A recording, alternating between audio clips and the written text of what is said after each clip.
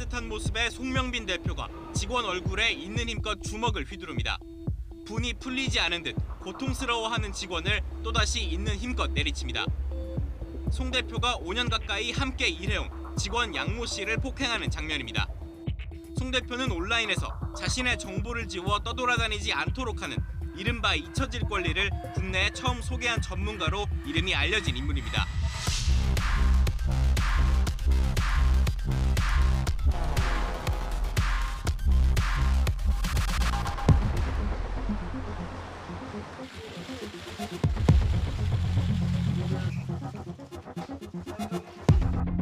사회적 물의를 일으켜서 대단히 죄송합니다. 조사 성실히 받고 오겠습니다.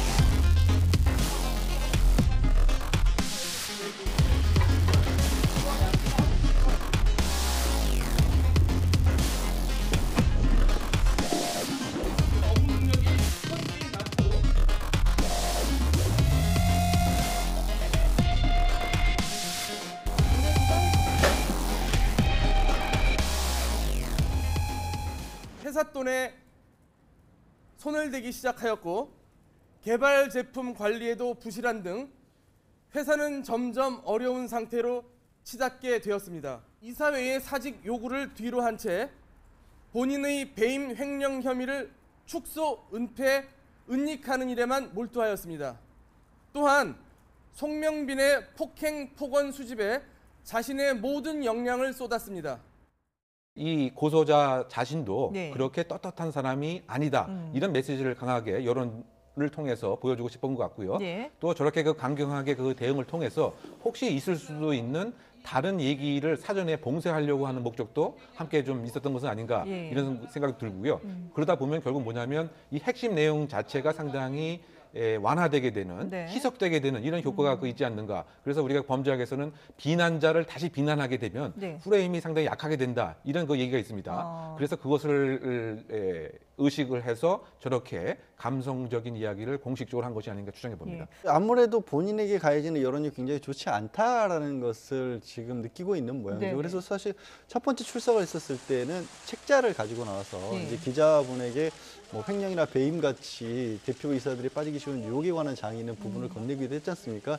그런 정도로는 본인 생각에는 이런 정도면 좀 알아먹을 거라고 생각을 했는데 네. 아마 언론에서도 그렇게 뭐 중점적으로 보도를 안 하니까 네. 쉽게 이제 관련 서류 같은 것들을 아마 가지고 나와서 설명을 하는 것 같은데 조금은 이 얼핏 이해가 잘 안 되는 부분이 횡령이나 배임 같은 것들이 그렇게 많았으면 예. 그 당시에 형사 고소를 통해서 법적인 해결을 그렇죠. 했었어야 예. 되는데 그렇다고 폭행이 정당화되기는 좀 어렵지 않겠습니까? 근로기준법에 대한 이제 그 개정을 통해서 네. 그 직장 내 괴롭힘을 이제 방지하는 이런 법안이 이제 올 7월부터 시행되긴 합니다. 예. 그것이 하나의 그 대안이 될 수 있지만 그 역시 그 한계에 지울 수밖에 그 없는 이런 그 상황인 것 같습니다. 왜냐하면 그 IT 업계의 그 구조적인 그 특징이 네. 이런 것을 그대로 용인하고 묵인하는 것이 강한 부분 문화로서 그 터잡고 있고 더군다나 이른바 그 갑질에 대해서 공개적으로 알릴 수 있는 그런 그 지위라는 것도 근로계약을 맺은 상태에서 가능한 것인데 예. 근로계약을 맺지 않고 프리랜서적인 이 지위라고 한다면 네네. 이것도 역시 적용될 여지가 이제 없는 것입니다. 따라서 근본적인 것은 그 직장 내에 상대방을 존중하고 네네. 또 인정을 하고 이것이 잘못됐을 때 외부적으로 알릴 수 있는 이런 투명화된 문화가 새롭게 만들어지는 것이 가장 대안이 되지 않을까 생각해 봅니다. 예.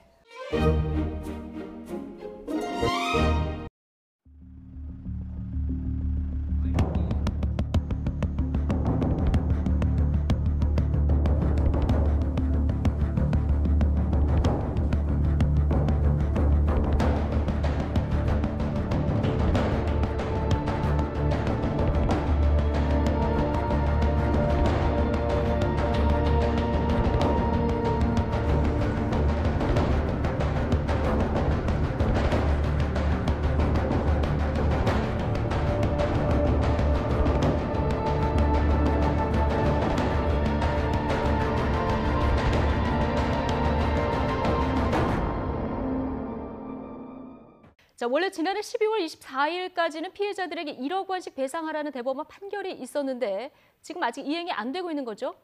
예, 맞습니다. 예. 저희가 10월 31일 대법원 판결 이후에 그 판결 이행 방안 논의를 위해서 11월, 12월 두 차례 일본 동경에 있는 신일철주공 본사에 방문한 사실이 있습니다. 그렇죠. 또 그 외에도 뭐 다양한 방식으로 접촉을 시도하면서 어떻게 이 판결에 대한 이행을 할지에 대해서 문의를 하였었는데요. 네. 모두 뭐 협상조차 어떠한 면담조차 다 거절을 당한 상황에서 예. 저희로서도 법이 정한 절차를 일정하게 나아가는 것이 예. 신일철주공과의 협의를 위해서도 필요하겠다 판단이 들어서 12월 31일에 신일철주공이 국내에 보유하고 있는 자산에 대한 압류를 신청하였습니다. 자, 변호사님, 신일철주금의 국내 재산은 지금 어떻게 돼 있고 규모는 어느 정도나 되는 겁니까? 사실 뭐 사기업이 가지고 있는 국내 재산의 현황 전체를 저희가 다 알 수는 없고요. 예. 저희가 확인한 바로는 일단 P&R이라고 하는 포스코와 협작으로 만든 회사에 갖고 있는 주식이 한 100억 원, 100억 원 정도 되는 걸로 알고 있고요. 네. 또 뿐만 아니라 국내의 지적재산권이라고 이야기되는 특허권이나 상표권 역시도 한 2천여 개 정도 되는 걸로 알고 있습니다. 예. 저희는 그중에서 그래도 좀 압류가 간이하고 예. 현금화 절차도 또 간이하는 그런 P&R 주식에 대한 압류를 먼저 신청하였습니다. 국내 기업이 아닌 그러니까 일본 해외 기업이잖아요. 해외 네, 기업의 맞습니다. 경우도 압류 절차는 똑같이 진행이 되는 겁니까?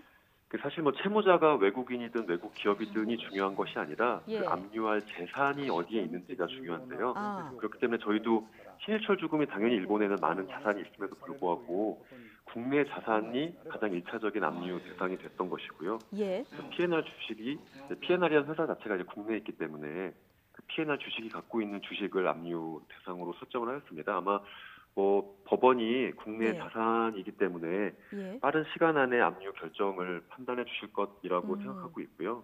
자, 보통 주식에 대해서 압류 신청서를 법원에 제출할 때 주식을 현금화하기 위한 주식 매각 명령도 함께 신청하는 게 일반적이다 이렇게 들었는데요.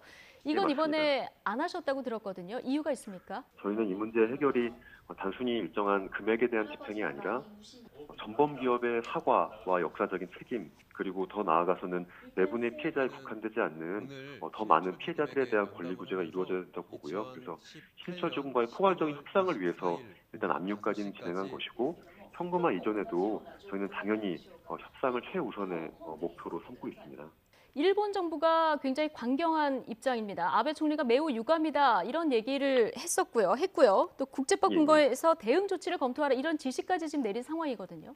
사실 일본 정부가 대법원 판결을 계속 국제법에 비춰봤을 때 인정할 수 없다라고 하지만 네. 정작 어떤 국제법을 어떻게 위반했는지를 이야기하지 않고 있습니다. 그리고 이제 ICJ 국제사법재판소에 제소하겠다는 얘기도 계속 하고 있는데 네. 그건 당연히 국가 간의 합의가 없으면 그렇게 진행될 수가 없습니다. 그것도 예. 당연히 일본 정부도 누구보다 잘 알고 있을 텐데도 불구하고 좀 이런 식으로 이야기를 하는 건 여전히도 대법원 판결을 좀 이용해서 국내 정치를 하려는 것이 아닌가라는 좀 의심을 갖고 있습니다.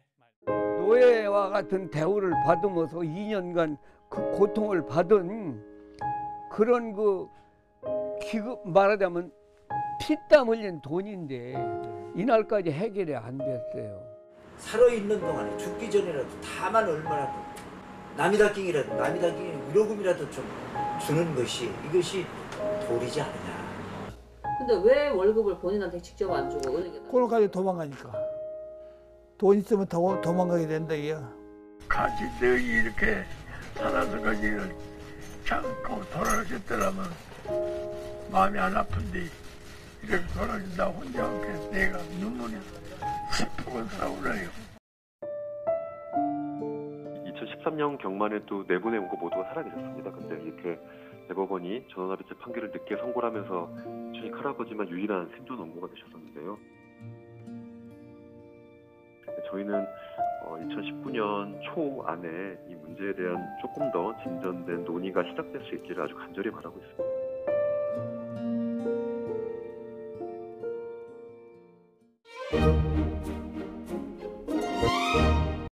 이 자리에 아버님 계셨으면 좋아하시겠지만 지금이라도 이 메달을 갖고 아버님 이제 낙고 땅에 가서 보여드릴 수 있어서 저 또 자식으로서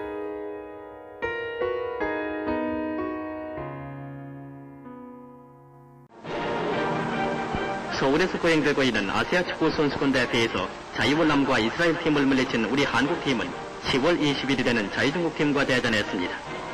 귀중한 한 점으로도 결국 이날의 스코어는 1대0으로 우리 팀은 중국 팀을 물리쳐 이번 대회 우승팀이 되었습니다.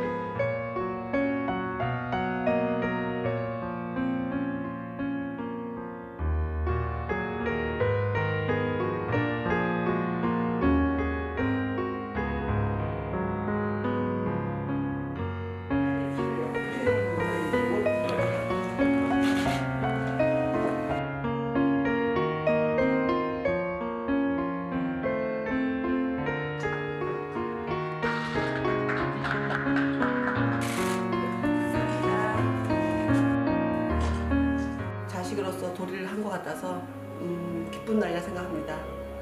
59년 만에 선배님들의 그동안의 1회, 2회 우승한 거를 기를 받아서 이분께도 기필코 우승하기를 멀리서나마 응원하겠습니다.